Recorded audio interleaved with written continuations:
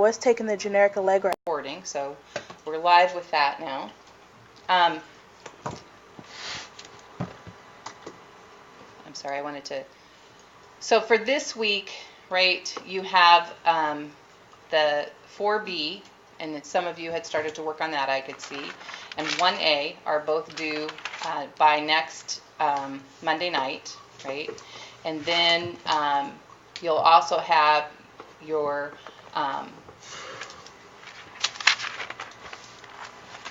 initially you were to have your project A done, right? And some of you have been rescheduling that, and just make sure that you do that via email with me, okay? All right, so let's go to the home page here. I like to kind of take a look at the calendar view, so I'm going to go ahead and bring that up.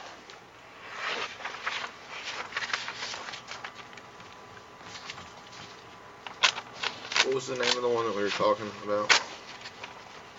The name of what? The one that I was talking about getting delayed. So the Project A, right? That's the one that you guys are talking about that you haven't been able to meet. Send you an email so I can...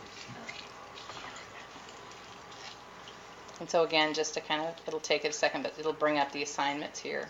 So if I go out to next week,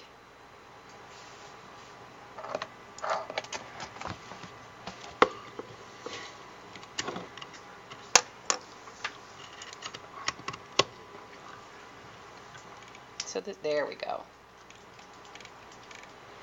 So next week, being the 12th, you have the you'll have the assignments from 1A, 1A1, 2, and 3. Those are mostly discussion question type.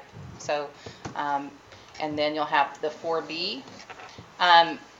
If you are behind on your project part A, we'll probably need to move out the progress report on A too, okay? And because that goes along with your project management assignment. All right, so we'll have, so the project and the project management stuff has to float a little bit with how your project's going, and because you're working with remote, like the university bookstore, you're working with the human resources folks, right? You folks are having some challenges with scheduling. We can have some flexibility there, but at the end of the semester, the expectation is you'll have all the components of the project done, and the earlier in the semester you can get started and get through that, the easier that end of the semester crunch is. And the projects are set up to try to move you through those earlier in the semester rather than later, because I know you've got a lot of other classes that will have projects due at the end of the semester, right? So we try to work our way through this one before that time. Okay, so that's the where we're at, where we're headed. All right, so we're going to talk about just kind of the overview from chapter 1, okay, in our textbook, Managing Business Process Flows. And the kind of the objective today is to talk about what is it that companies compete on and how does that relate to the processes that they have in place. Okay, so that's kind of the general overview. So some of the questions that we ask is, how can we represent organizations as a collection of business processes, right? I could take any organization and break it down into a series of processes. Some, again, starting out with big umbrella processes and then getting down into the sub-processes. And then what types of metrics do they use to monitor and manage their process performance? How do organizations categorize customer expectations that they need to fulfill? How do they design their processes to deliver superior financial performance? And what other enablers should organizations have in place to support the success of business processes? Okay? So fundamentally, a process is any transformation that converts inputs into outputs. Okay? For example, a single stage in an auto assembly line where the seats are installed, right? The entire assembly line is also a process. So I can, again, with a process view, I can either narrow in my focus or I can make it broader, okay? The process view considers any organization to be a process that consists of interconnected sub-processes, okay? One of the keys when working on process improvements is to define the boundaries of the process that you're looking at, right? So when you're talking about maybe her scope is very broad, what component of that is your team going to narrow in on, and how are we going to set those boundaries? Okay, I think we did that at the university bookstore. We said you all were going to start from the time that a customer comes in, right, to the time that they leave. Is that kind of what we said for your boundaries? Are you guys even listening? Yeah. Okay. So again, I think you have to specifically set the boundaries, okay? So there are 5 elements of a process. We have the inputs and outputs. We have what's called the flow units. You have the network of activities and buffers. You have the resources, right? And you have the information structure, okay? And so we're going to look at those kind of each one individually, all right? Inputs are any tangible or intangible items that flow into the process environment. So an example of a tangible is going to be raw materials, component parts, or energy, right? Example of intangible is going to be information or data. So as you're thinking about your processes, you need to be thinking about what are the specific inputs. Outputs are going to be tangible, can be finished products or pollution is an output, right? Intangible can be processed information or satisfied customers. Okay. The second step in a process view is to clearly understand the flow unit. The flow unit is the item being analyzed, okay? And that's going to be key in this first phase of your project, is that you identify what flow unit you're going to analyze. And maybe the answer is, maybe I need to do more than one flow unit. Maybe I need to look at,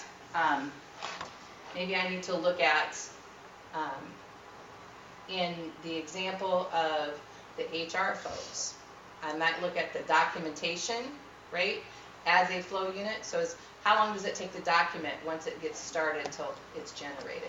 Or I might look at the employee that's being onboarded, and I might say, well, how long does it take for that employee, right? And depending on what your flow unit is, you're going to have 2 different types of measures going on there. You're going to measure how long a document sits and waits versus how long an employee sits and waits for feedback or information, right? And you may determine that you need to look at 2 different types of flow units and analyze that in the process, okay? It can also be financial value, okay, of the input or output. So you can look at it from how long does it take for $1 to enter the process and exit the process. So when you're doing your analysis, this first part, it's the critical components are to set up what your boundaries are and to understand what flow unit you're going to analyze, and then be consistent with that, okay? All right, I say in here, let's review table 1.1 on page 4 for some different types of flow units. So I'm just going to flip to that. So you can have, the process can be order fulfillment. A flow unit would be the orders themselves. And your input-output, or the boundaries of your process, could be from the receipt of an order to the delivery of a product. Okay?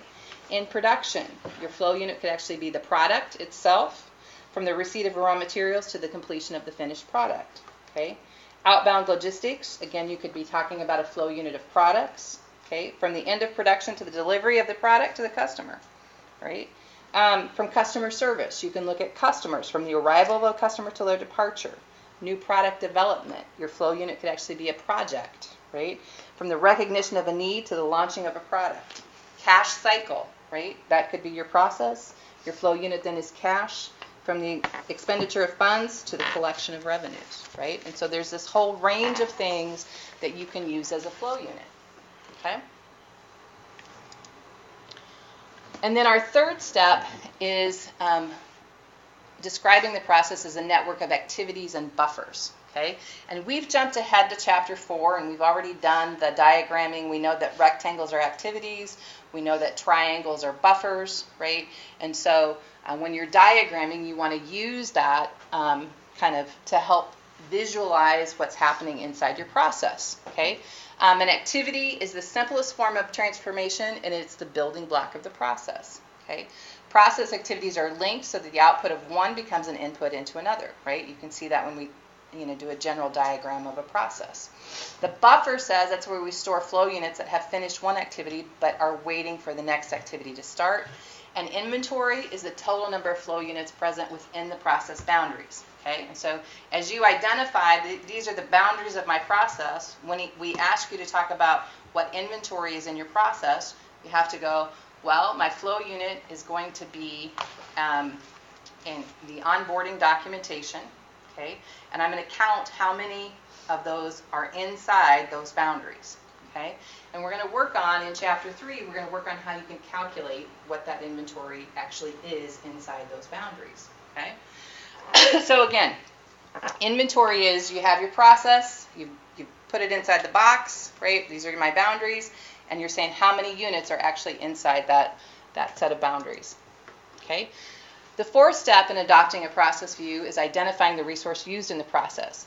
Usually resources are tangible assets that are divided into two categories, capital or labor. Okay?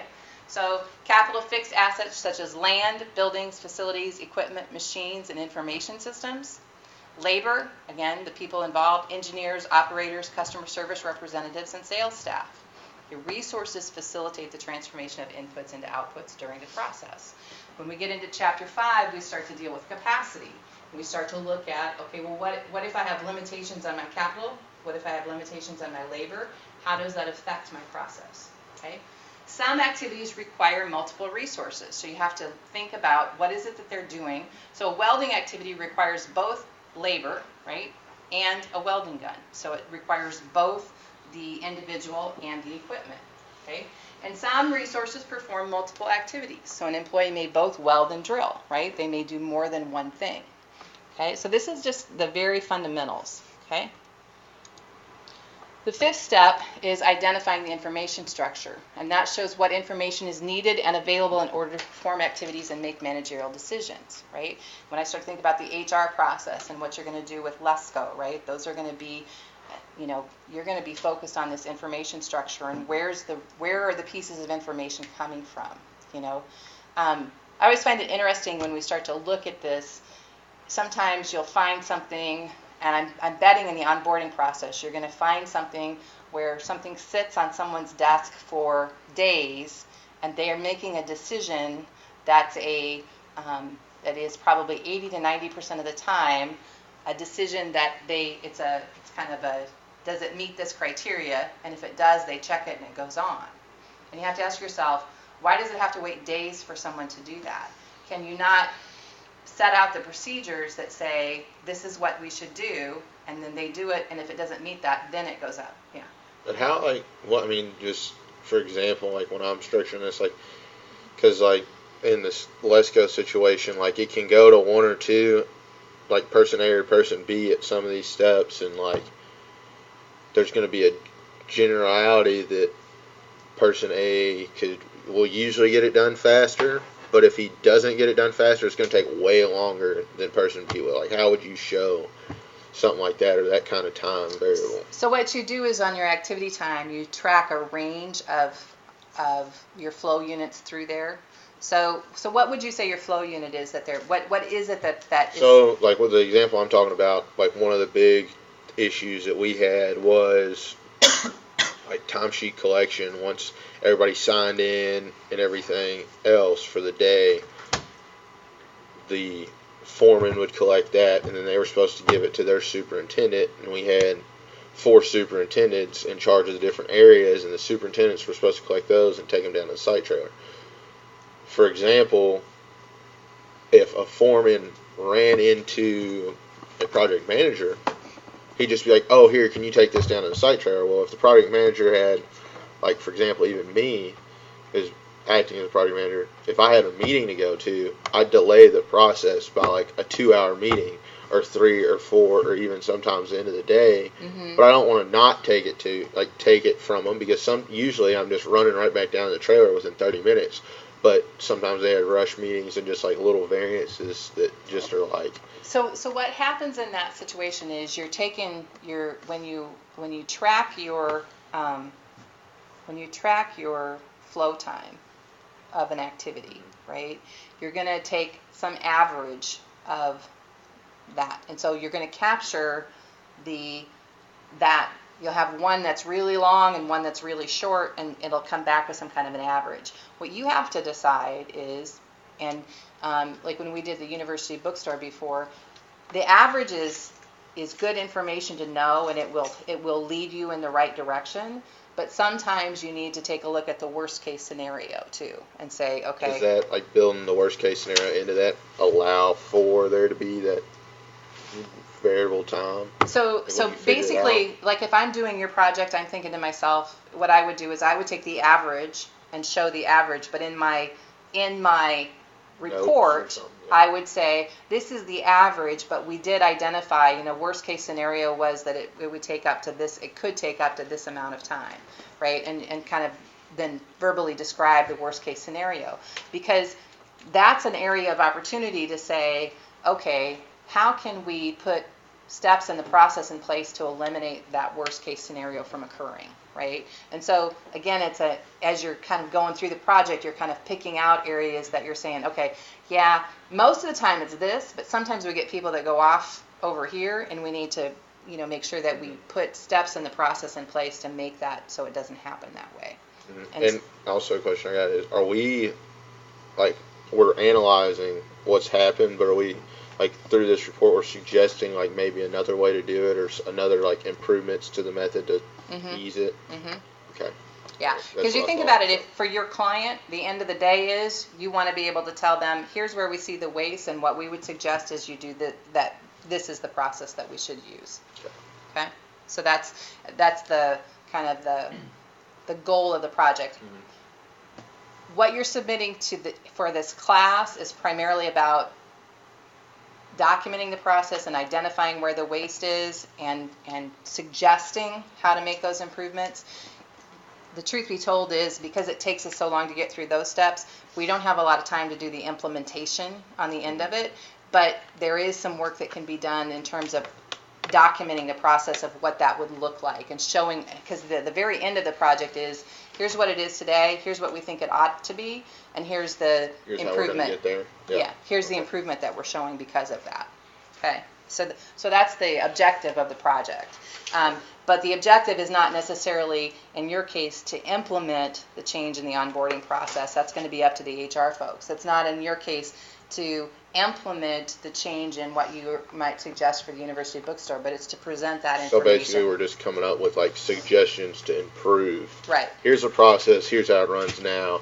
If you do these steps, we think it can run at this rate. Yeah. Okay. And what you're going to find is, as we go throughout the course, we're going to identify different areas of where that waste occurs. So what you just talked about, so in Chapter 4, when we talked about flow time includes both waiting time and activity time, you're going to identify that as an area of opportunity, because you're going to talk about flow time efficiency.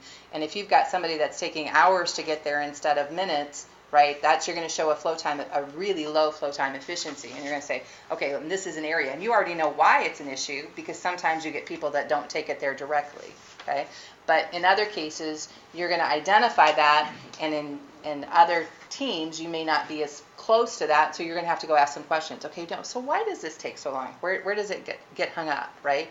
And again, that's that ding, ding, ding opportunity for improvement, especially if somebody gives you the answer, these are my favorites, because we've always done it that way, right? You go, okay, well, let's see what else we might be able to do there. Okay, good questions.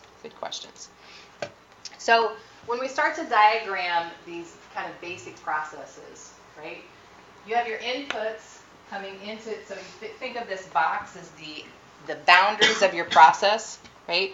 And you have the flow units, which can be, we've already discussed, customers, data, material, cash, right? You need to select what flow unit makes the most sense for you to analyze. And you have rectangles or activities, triangles or buffers, right? So you've got the transformation going on inside the boundaries of your process, which is the network of activities and buffers. And then on the other end, you get your output. What is it that you're getting from that? You also have your resources of labor and capital, right? And we need to understand what that information structure is. How does that information move through the system as well? Process view is applicable to manufacturing processes. It's applicable to services, accounts receivable departments, product design teams, computer rental companies, and hospitals.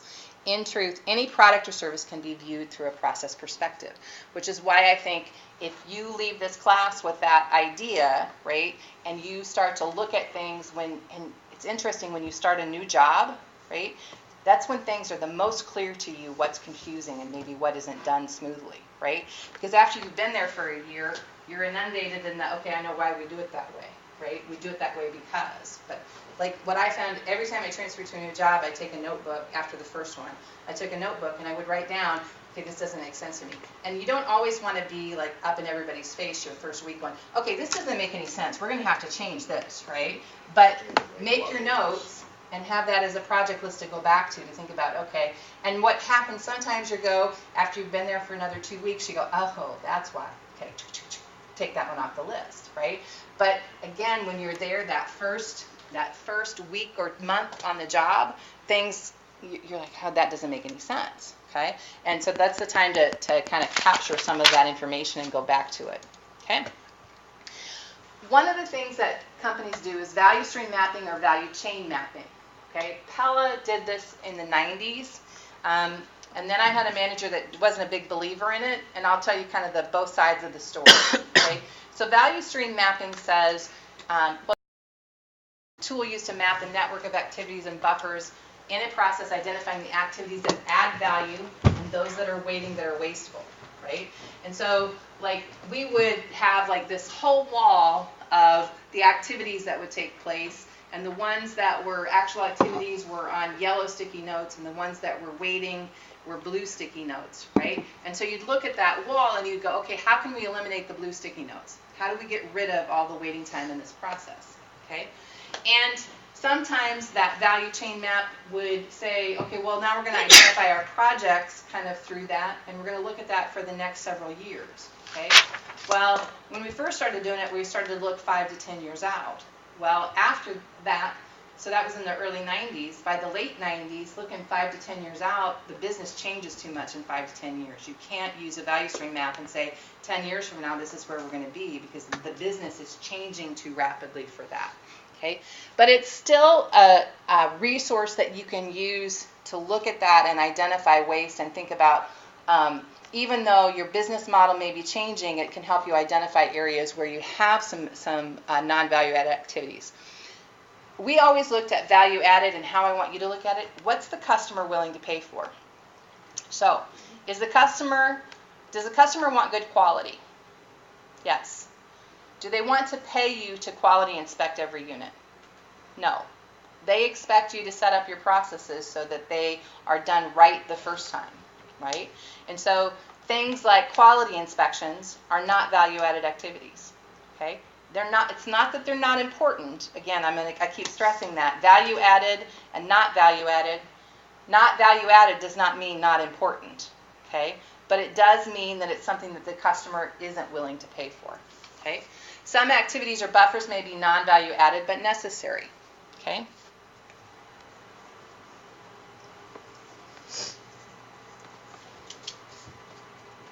So the process view highlights the fact that every organization is a collection of these interconnected processes, okay?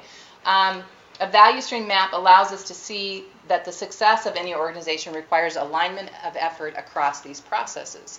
One of the things, like with the onboarding process that you'll have to be careful of, is that you don't focus in on HR as the area of improvement and actually make something worse for some other area, right? Because if you're doing that, you're really not, for the overall organization, you're not showing an improvement, okay?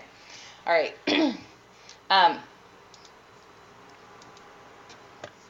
So the next section in Chapter 1 talks about performance measures. So what determines the effectiveness of a process? The evaluation and measurement of the firm's current and past performance. Okay? And our future goals are expressed by a firm strategy. Okay, so this is where, when we start to talk about Chapter 1, we're talking about strategy. Okay? And we're going to move into some 4 components of strategy. So I want you to keep that in mind, that one of the goals of Chapter 1 is we're talking about how strategy and process link up. Okay?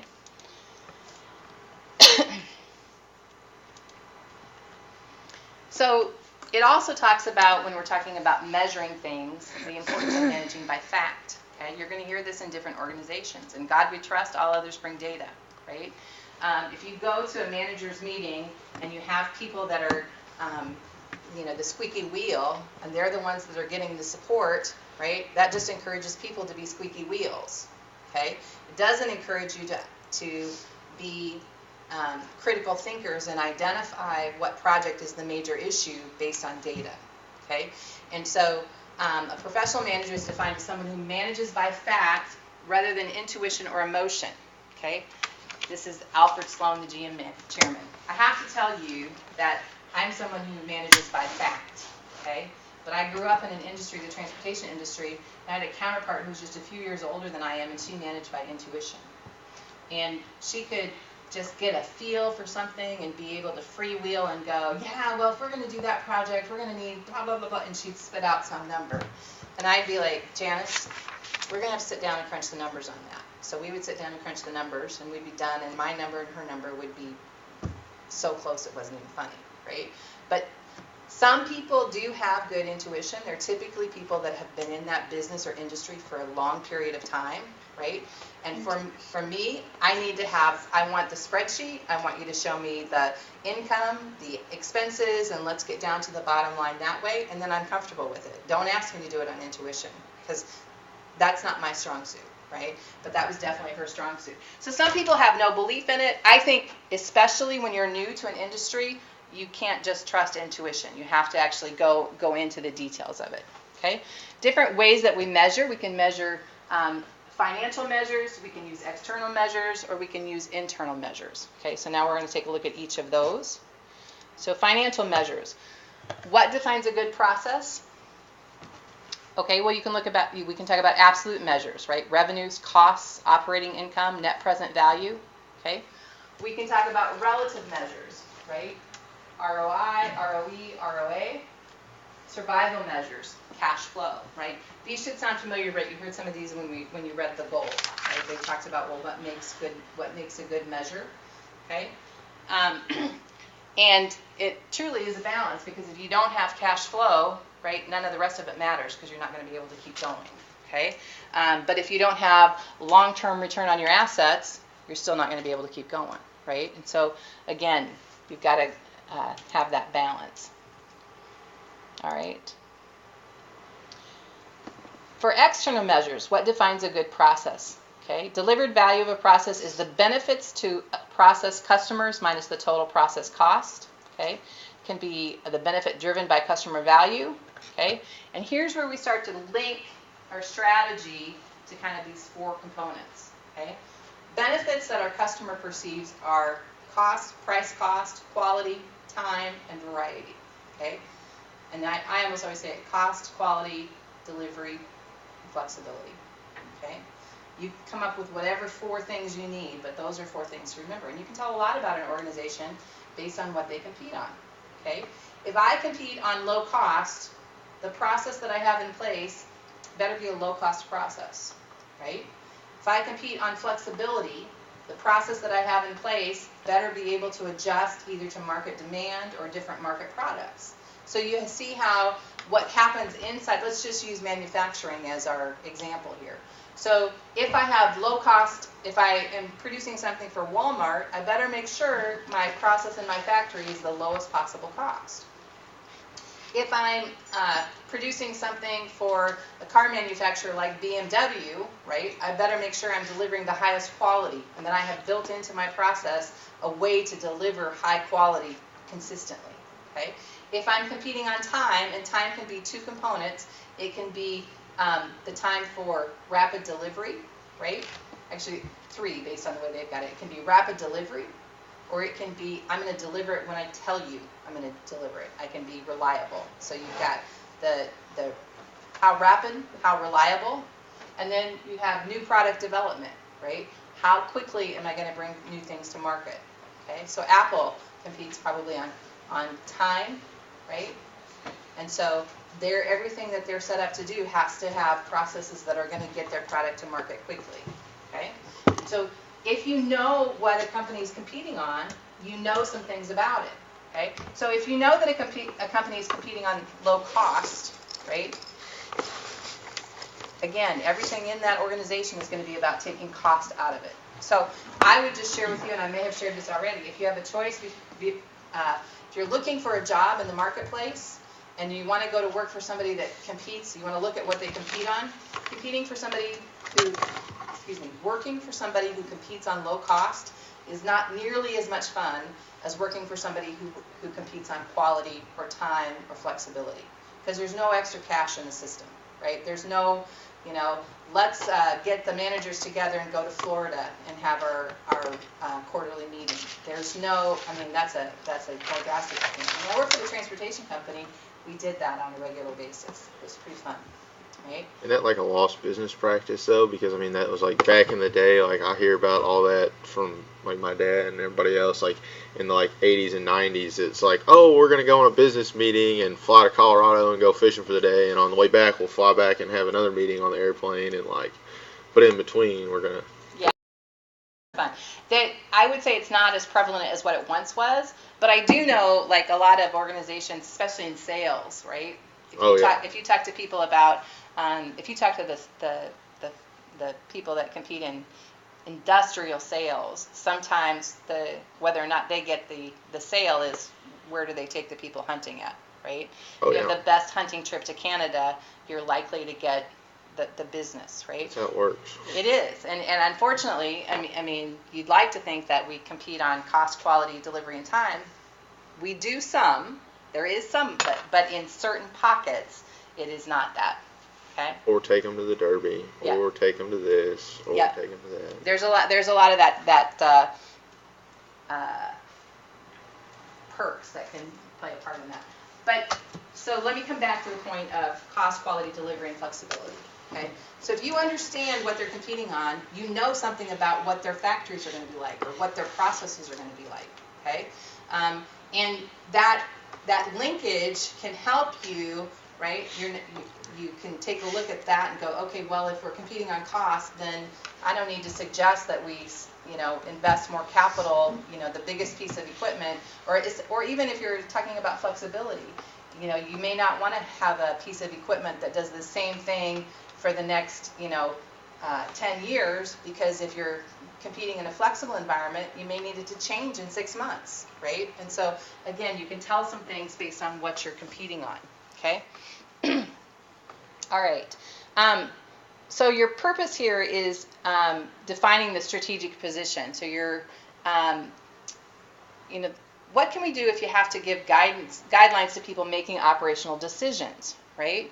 So ultimately, we care about the financial measures, but what's going to lead to good financial performance is going to depend on what you're offering in the marketplace in terms of how fast the service is, how much does it cost, what kind of variety do you offer. What's it going to lead to good financial performance? If you have a good strategic position and you execute it well, then your financial measures will reflect that, right? If you have those things linked together. Once you start thinking about what's a good strategic position, right, you can start to think about what dimensions matter. So financial measures track the difference between the value provided to the customer and the cost of providing and delivering the service. And the goal of every organization should be to maximize that difference, right? So for profit maximizing firms, the key financial measure is profit. For nonprofit organizations, the key financial measure is the value provided to its clients given a specific budget constraint. So for nonprofit, what you're trying to do is you're trying to make the best use of your resources. So if I think about the food bank here in Murray, right? It's not for profit. It's not about maximizing profit, but it is about taking the financial resources it has and doing the absolute most it can for the community, right? So it's maximizing the use of those resources, okay? So if we concentrate on the benefits to the customer, these are driven by the strategic position in terms of price, okay? Think Southwest, right? They compete on price. Quality, time, variety, okay? External measures track customer expectations in terms of product or service cost, response time, variety, as well as customer satisfaction with performance along these dimensions, okay? Measures that track customer dissatisfaction with a product are also good external measures that can help guide future performance. Right? We always kept track of our returns and allowances. We wanted to know how much of our product was coming back and at what cost. Okay? External measures are typically from the customer's perspective. Internal measures are those that are used within the organization to drive behaviors to match the needs of the customer. So, for example, external measure, returns and allowances. That's how much I'm getting back from the customer. Internal measure, quality inspections, right? At the end of each production line, maybe I'm going to inspect 10% of the units that come across. And so I'm going to know immediately whether or not we're keeping up with our quality expectations or not. Okay? Returns and allowances in the window industry can occur over a 20-year period, right? So getting a returns and allowance in year 18 and going to the factory and saying, you're responsible for this, right? It's not very effective because a lot of those folks are going to retire, moved on. It's not going to be the same thing. So you have to find measures within your organization that match the outcomes that you want when your product hits the field, okay? So why do we need internal measures? Because a process manager does not directly control those financial measures or customer satisfaction. However, we can link those things that process managers do control to those external outcomes, okay? So effective internal measures must be linked to the external measures that customers deem important. So if quality is important, then maybe you need to make sure that you have a good quality inspection process. And they must be directly controllable by the process manager. So coming up with some type of measurement that doesn't impact the people on the floor doesn't help them at all, right? I mean, they have there's not going to be anything they can do.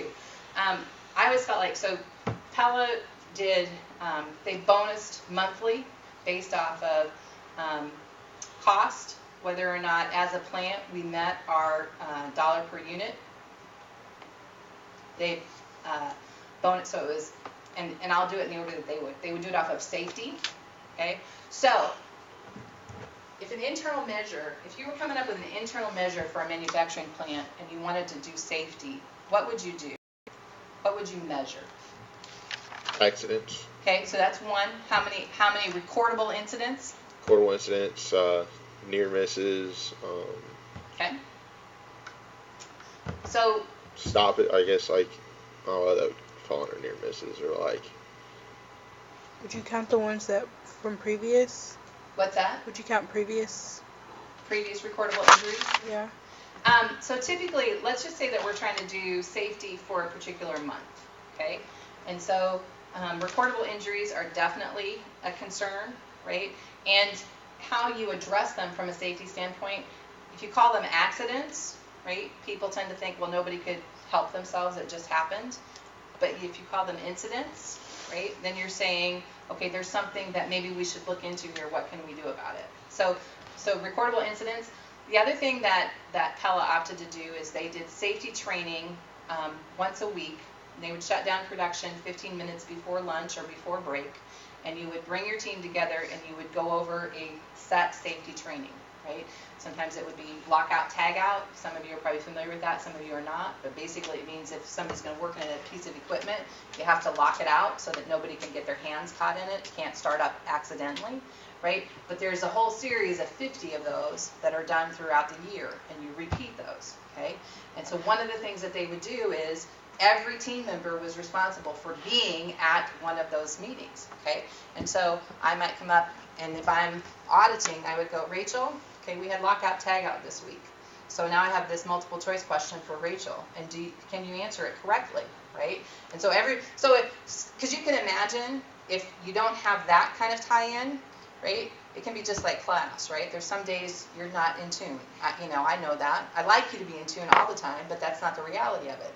But if I told you that the plant's performance bonus was going to be based on whether or not you were able to potentially answer the questions about the safety training sometime in the next month, do you think you might be a little more engaged with that? You bet. Because you do not want to be the person that keeps 600 people from getting their bonus, right? And it's not just one person, but there's a percentage of it, right? So if so many people aren't able to answer the questions, then the safety bonus goes down, right? And so it drives that behavior of, we need to pay attention to the safety training, right? The recordable incidents drives the kicker with that is when you do the recordable incidents, then you have people who don't want to report, right? Because if I have something that happens and if I report it, that becomes an issue. And so there's this balancing factor of you can't the culture has to be you have to, right? And if you don't, you can be terminated. I mean, it has to be that black and white because you have to get that balance of Because otherwise, man, I'm tempted not to tell anybody. Because if I don't tell anybody, then it doesn't go against us and we all get our bonus, right? But if I don't tell anybody, it can happen again, and maybe somebody else will get hurt worse than what I did. So there's that kind of ongoing balance. So there was the safety bonus. There was on-time delivery, which meant that our production lines had to have their product delivered to the dock on time, 98 or 99% of the time. I think when I left, we were up to 99% of the time. Okay? And so, again, the things that drives, I was in the Shenandoah plant. We were finishing up. Man, we were working those 11-hour shifts. Everybody's exhausted. And we were going to miss 5 windows at the end of the shift. And I was bummed. Managing these people, and that's going to affect the bonus, right? So managing these people, and one of my water spiders came up and said, "What's the matter? You look like your mom died." I'm like, "No, we're not going to make it. We're going to have 5 windows we're not going to get." She went, "The hell we are." And she's like, you, and you. We're staying. We're getting those windows done. And I'm like, all right then, you know. But as a manager, I don't have to drive that behavior. They're motivated because their performance bonus is based on it, okay? But the kicker on that is, let's say those 5 windows are left, right? If you don't have some kind of a quality measure, nothing says they're not going to get them done just to get them done, and they're going to be crap, right? So you have to have some kind of balance that says, now we're going to inspect windows, right? We're going to do a quality inspection. So again, but those are all things that the quality part, you can't use returns and allowances from 20 years ago because that doesn't impact that particular. Yeah, I was about to say, is the performance based on, like, if you just produce a bunch of crappy windows, do you still get your performance bonus because you met the quota? So the balance of it is you can get the delivery part of it, but the quality part of it's going to go away. Oh, so there was so y'all had a quality. Yeah, so there were 4 components. So it was cost, quality, and I think 3 components: cost, quality, and delivery, right? And so Safety. Yeah, safety. You're right. There were the 4, and so. And each of those had a particular component, and if you didn't hit it, then you didn't get that portion of the bonus, right? And so that drives that behavior. And as a manager, man, that makes it nice because you have people that work for you that want to do the right things. Typically, people want to do the right things anyway, but if they're financially motivated, they really want to do the right things, right? That gets people to say, after an 11-hour shift, to go, yeah, we're not going home because we're going to let down 300 employees on this shift and 300 employees on the other shift. That's not happening. We are not going to be that team, right? So, again, all right, so that's about the internal measures and how you need to tie them to what needs to happen externally. But, again, you have to make it about things that matter to those employees, okay? All right, and there's some, on the notes on the slide, there's some examples of some other internal measures, but I feel like we've kind of hit that enough.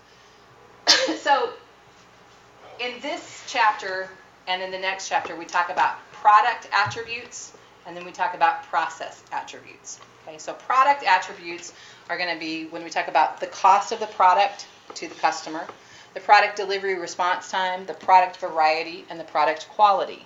Okay, and so if we have those 4 product attributes, which are external, internal to the company, then we have to tie those together. And our process has to be focused on cost if we're competing on cost. Our response time, we have to look at the flow time inside the factory, right? If we are competing on variety as our external, right, our internal has to be, we have to have flexibility. If we're competing on quality, we have to make sure that we have quality set up inside the factory, okay? And so we have to link those things together. So our process competency measures then are process cost, process flow time, process flexibility, and process quality. Okay. Process cost, the total cost incurred in producing and delivering outputs. Okay. Process flow time, the total time needed to transform a flow unit from an input to an output.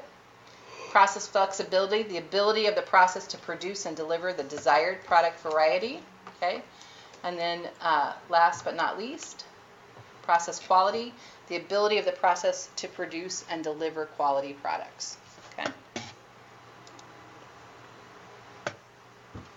So if we want to enable successful performance, how do we link those things together? How do we link those external product attributes to the internal process attributes? Well, we have to think about what the process design architecture should be. Okay? What metrics should we use to track performance of a process? What policies should govern the operations? How should process performance be controlled over time? And how should process improvement be performed? And we've got slides on each of those. Okay, so process design decisions include, where's the plant going to be located at? What capacity are you going to use? What product design are you going to use? What process design are you going to link to that? Again, think if I'm competing on low cost, right? I want to come up with a low cost process solution. If I'm competing on, if you think about plant location and it's primarily a labor intensive, you may not be producing it in the United States because our labor costs are higher than they are in other locations, right? On the other hand, if transportation, if it's delivery time, you may be doing it in the United States because you can make up that delivery time, right? And so, again, you see how all of those things start to affect those decisions that we're going to make, okay? And what resource choice and investments are going to make. If I need a lot of flexibility, right? I don't want to spend a bunch of money on capital that's inflexible, right? I don't want to spend a bunch of money on machines that can only do one thing. Now, I may want to spend money on some things like some equipment that can be computer programmed to do a variety of different things. That could be a good investment for me. But to pick equipment that can only do one thing, if I'm competing on flexibility, probably not a great choice. Okay? And what's the scale of the operation going to be? Okay? All right. If we think about metric identification, managers must identify measurable dimensions along which the performance of the process will be tracked. Okay, process metrics are derived from the customer's expectations and a company's strategic goals. So, pretty straightforward things that we've been talking about. Process planning. You identify targets for the various metrics and specifying managerial policies that support the achievement of those targets. So how many units of stock should you carry, right, when you talk about process planning? This is my production line. How much buffer do I want between each station, right? At a call center, managerial policies specify the number of customer service reps that should be available any time of the day or the week, okay? When you're at the university bookstore, policy should say, given we think this is our peak demand, this is how many people we need to have on staff to help cover our peak demand, okay? All right.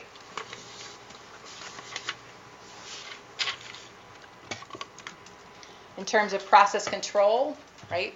The tactical aspect of process management that's focused on continually ensuring that in the short run, the actual process performance conforms to the planned performance, okay? Process control in manufacturing plants, oftentimes you work with standard work, right? You put out, these are the 9 steps we do at this workstation, and we do them in this sequence, okay? And you do that because that consistency contributes to the quality of the product as well, right? If we do it in the same way every time, I'm not going to forget, because one time I put the screw in on step 3, and the next time I do it on step 9, when I get to step 9, I'm going to think, yeah, I did it on step 3, and I'm going to forget, right? And so that's why standard work is so critical in those situations, okay? All right, and then process improvement says, what metrics that need to be improved in the long run and work on changes in the process design or planning. So a lot of times when we do continuous improvement events, we look at those cost, quality, delivery, and safety. And we say, like for example, if we worked on a particular production line, we would go back for the data, right? Bring your data. What are the 2 largest quality issues that we have from this production line? What are the 2 most often occurring safety incidents that we have on this production line?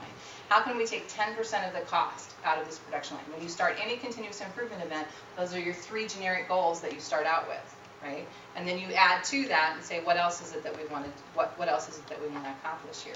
And if you think about that, if you're a worker on that productivity line and you're going to say, we're going to figure out how to make your job safer. We're going to take the 2 things that happen the most often, and we're going to figure out a way to eliminate those, right? That speaks pretty loudly to the people that are working for you, okay? All right. So we've talked about how we need to link what happens inside the factory, and I'm just going to keep using factory because the physical example is the easiest, to what our customer needs, okay? We have 2 process architectures that we talk about. We talk about job shops and we talk about flow shops. Think of flow shops as being, okay, high volume. This is my production line. I have 15 workstations, and every 30 seconds they move that along, right? That's a flow shop. It's flowing through the process, okay? A job shop says, okay, I'm going to my volume, and this requires a product that's consistent, right? I'm going to have enough volume that I can invest the resources to have them do the same thing again and again and again to come off the end of the production line. A job shop, on the other hand, says I'm going to have flexible resources to produce low volumes of highly customized and a variety of products. So they're going to be things like, the job shop is going to be in this corner of the plant, I'm going to have my lathes. In this corner of the plant, I'm going to have my drills. In this corner of the plant, I'm going to have my paint line, right? And so what happens is a batch of products goes to that section and gets managed over with my lathe, and then it goes over to the drills, okay, it gets done there, and then it goes to the paint shop, okay? And it's a batch of products, okay? It's not typically one unit at a time, because we're setting up and it's something different, right? So I've got this batch, and then the next batch that comes through is going to be slightly different, okay? So now I'm going to ask you some questions about that, all right? So we talked about job shops and flow shops. Flow shops have equipment doing the same thing again and again and again with people on those, and every 30 seconds, Rachel's doing the same thing every 30 seconds, and then she's moving it on to the next person, okay? As opposed to in the job shop situation, right, I've got an operator on a piece of equipment, and he sets up and he runs 100 units, and then he has to change it over and do something different, okay? Which one has the higher labor cost? Job shops. Job shops have the higher labor cost because they have to have more skills, right? I'm not saying Rachel's not a great employee, but Rachel just has to do the same thing every 30 seconds, right? This gal has to have the training to be able to set up and do something different. Which one has the higher capital cost? The equipment that has to be set up specifically to do the same thing again and again and again, or the equipment that has the flexibility? The flexibility. Actually, it's the other way around. This equipment is typically more expensive. Wow. Because you have to put more bells and whistles on it to get it to do exactly what you want it to do. With that equipment in the job shop, typically the laborer is the skill, and he manipulates. Okay, so he moves the equipment. So you're like talking about like lathes and stuff, not setting up like specialized dies or like injection molding or anything. Yeah, so you can be, yeah. So that equipment can be expensive, but think about trying to set that equipment up on a production line that's going to do it every 30 seconds. You see? Yeah. So that's... Well, I thought like the flow shop would have like a really big upfront cost, but then like once you got it done, it would just be maintenance. Whereas a job shop, you're continually having to bring in. So I agree with the first part of your statement. The flow shop has a much larger initial setup cost because you're bringing in specialized equipment. Okay, and when you say specialized equipment, we're typically saying higher cost. Yes. Okay, and so then in the job shop, we're bringing in the basic equipment, and we have an operator that's making adjustments to it to make it happen. So generally speaking, that initial cost is higher here, lower there. Okay, so and I understand your question when you were talking about like when you what did you bring up? Like a custom injection. We had a family friend that does like custom injection molding, and their job shop, like they set up and make a batch of like 1,000 units, and then they transfer out, and they, this $20,000 mold they just had is just like they have to go set it off in another corner or something. Right. And then they have to get a new one.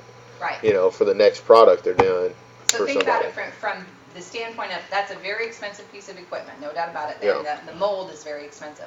But think about if they had to try to incorporate that into a production line where every 60 minutes, they had to change over to a different die. What's the cost of that going to be to try to get them to be flexible to be able to do all these different things? Yeah. And so, excuse me. That's what I was talking about. What you just described. Like they have to change over. Okay, but they're doing it in large batches. They're not doing it in like the flow shop where it goes quickly. Yeah. Right? So if you tried to put that piece of equipment to be able to adjust for here, it doesn't work very well. Mm-hmm. Okay, so the cost would be higher. So they can kind of go intermingled a little bit sometimes depending on the situation. Yeah. So here's what I'm going to say. Generally speaking, when you're talking about, so let's do something maybe not quite as specific as that. When you talk about a drill, okay, so you have a drill, so we have our drill shop over here, okay, and so they're generic drills that operators change over and set up.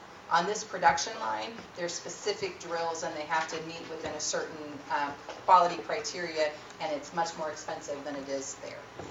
So generally speaking, that's the case. Okay, so you have this trade-off. Your labor in a flow shop is typically less, but your investment in capital equipment is typically more. And in a job shop, your labor is more expensive because they have to be more knowledgeable, and your equipment is typically less. Okay? And there's always exceptions to those rules, no doubt about it. Okay, so classification of process by positioning strategy. Okay, so we have a functional focus and we have a product focus. Okay, and so a functional focus says, again, it's our job shop, right? So I have, think of these as 4 different types of things that are happening, and my product comes in and it goes to A back here, then it goes to D up here, right? Then it goes to B back in the corner, and it's 100 units at a time or whatever your batch size is, and they're moving as a group. Okay.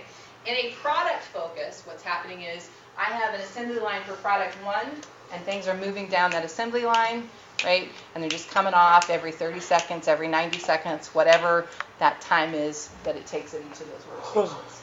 Okay? All right. So again, functional focus and product focus. All right. I think the last thing that I suggest is that you should all review the summary on page 18 of the text. Let me just go refresh my memory. Yeah, so it's just a good overview of the chapter. So it's just that last, make sure you just kind of read through that to kind of recapture where we're at. But again, we're just kind of trying to set up the foundation to say, as you're thinking about, if you were working more from a physical standpoint, you'd be thinking about, am I going to do a job shop or a flow shop? Most of you are kind of working with service operations, okay? And so the job shop, flow shop isn't going to apply as directly as what it does in a manufacturing operation, okay?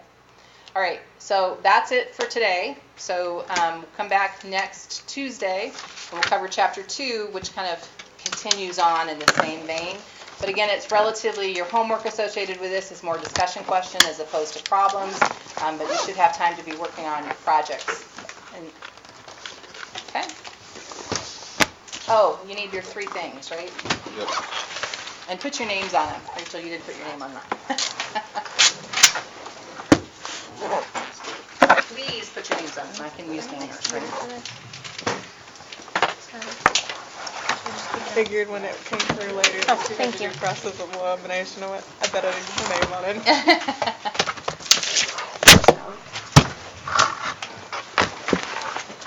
At least you could have guarantee I'm going to use Don for